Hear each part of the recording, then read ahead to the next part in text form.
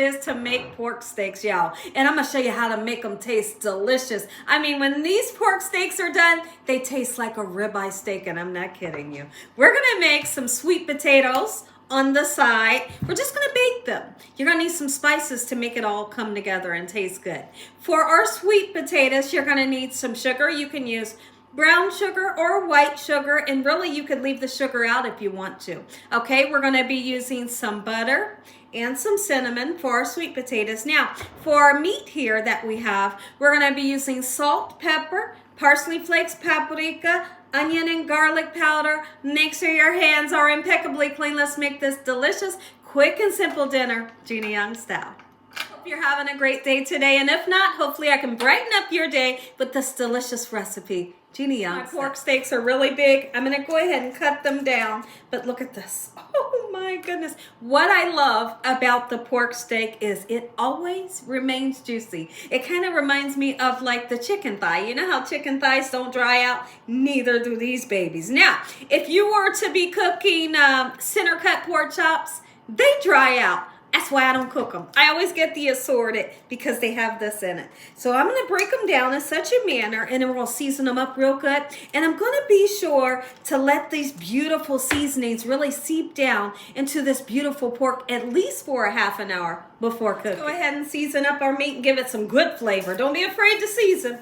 We're going to go right in with salt, and I always like to tell everybody if you can't use salt, leave it out, okay? We're going to put some black pepper on. I'm not going to be shy with the black pepper. Gorgeous. A little bit of parsley flakes, because once again, it makes everything nice and pretty. Look at that. We are not going to dredge this in flour. No batter on this, okay? And it turns out nice and crispy, lovely goodness, super juicy and flavorful.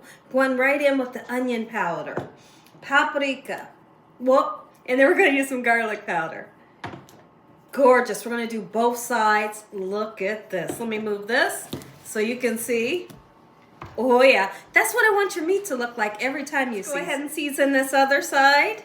And once again, I feel like I already said it, we're going to let these seasonings seep down into this beautiful pork at least for a half an hour before cooking. What I always like to tell people is let your meat kind of come up to room temperature, or at least let some of the chill come off of the meat, and I promise you it always cooks up nice and juicy, right? When you're cooking meat and it comes straight out of the refrigerator, super cold, you go to cook it, it's going to always be nice and dry for you, right? So let it hang out on the counter for a little bit. I'm going to be cooking a couple different pans. You hear that sizzle? That sizzle, come on over this way, is what you're looking for. Otherwise, you won't get a nice sear onto it, and we're looking for a beautiful golden brown sear. See that sizzle? Just like so. Yeah, just like that. Second pan going. I gotta make sure when I make these, I make a lot because they always come back for seconds. They do. When you get your yams or your sweet potatoes, wash them off. Wash them off, just some cold water, and then dry them with the paper towel.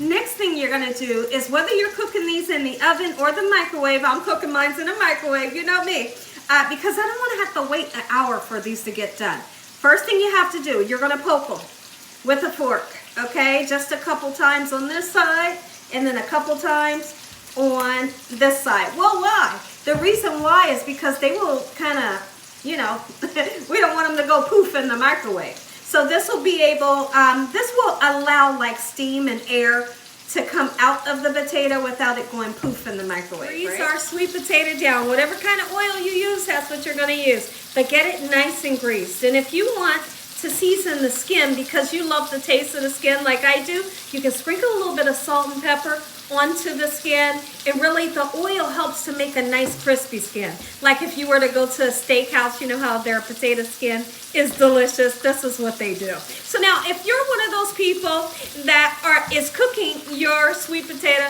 in the oven, cover it with foil and then cook it, okay? But in the microwave, you know you ain't gotta do that. But if you're cooking this in the microwave, I plan on cooking it for about 10 minutes, halfway through. But listen, oven temperatures may vary, and I'm speaking about your microwave. Yours might not take that long, or it may take longer, all depending on the size of your potato. But anyways, once we get it nice and oiled, season it with salt and pepper. Don't be afraid. Makes it taste better.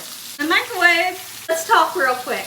Have you ever been cooking a pork chop, a steak, or a pork steak, and once you got it into the pan, it started to bubble up like this? We don't want that because the whole surface of the pork steak cannot get nice and seared. What do? Well, you're going to simply take some kitchen shears or a knife, and right where it's bubbling up at, you cut it, and then it'll lay nice and flat. I always have to do that when I'm making pork steaks and pork chops. Getting some nice, beautiful golden brown color. And if you don't, what's great about cooking at home is you can flip it back over until you get that perfect color you're looking for. Oh, baby, look at that. How doesn't that look like a ribeye steak? You bet it does. Look at this one. Oh, yes. These are almost done. So now, and our pork's almost done. Let's go ahead and put about a tablespoon and a half of butter in your pan to really round out the flavor. This butter's going to give you great flavor, but if you were to put this butter in the pan a little too early, it would burn. Look at this. Y'all, would you look at this? Oh my goodness. I'll show you how I'm going to make your sweet potato for you. All right, so what I like to do, we're going to cut down into it, okay? Just a slice. Once we get that done, this is super hot, so kind of bear with me, you know. All right, once I do that, I like to open it, okay? Quick and simple. Just kind of push it, right?